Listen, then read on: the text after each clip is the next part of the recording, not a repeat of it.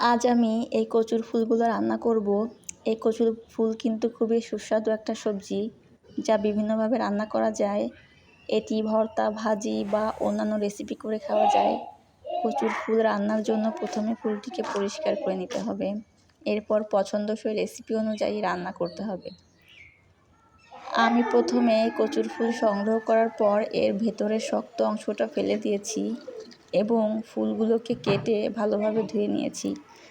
এবার ফুলগুলোকে সামান্য হলুদ লবণ পানিতে হালকা সেদ্ধ করে নিলাম। এরপর ফুলগুলোকে পেঁয়াজ, রসুন, কাঁচামরিচের সাথে ভেজে নিচ্ছি। আমি এই রেসিপিটা প্রথমবার ট্রাই করছি, এর আগে কখনো এভাবে রান্না করিনি, মানে কচুর ফুলই কখনো এর আগে রান্না করা হয়নি। এই কচুর ফুল কিন্তু পুষ্টিগুণ সমৃদ্ধ এবং শরীরের জন্য দারুণ উপকারী।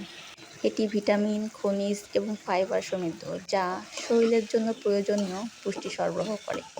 বিশেষ করে কচু শাকে প্রচুর পরিমাণে ভিটামিন এ, সি এবং আয়রন থাকে, যা রোগ প্রতিরোধ ক্ষমতা বাড়াতে, দৃষ্টিশক্তি উন্নত করতে এবং রক্তাল্পতা প্রতিরোধে সহায়ক।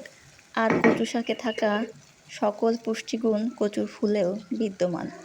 আমার রান্না প্রায় শেষের দিকে। আমি এখন এটার ভেতরে একটা লেবুর অর্ধেকটার পুরো রস এখানে চেপে দিয়ে দিলাম।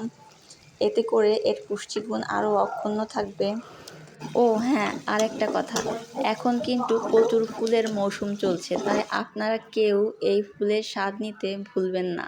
তো আজ এই পর্যন্তই। আল্লাহ হাফেজ।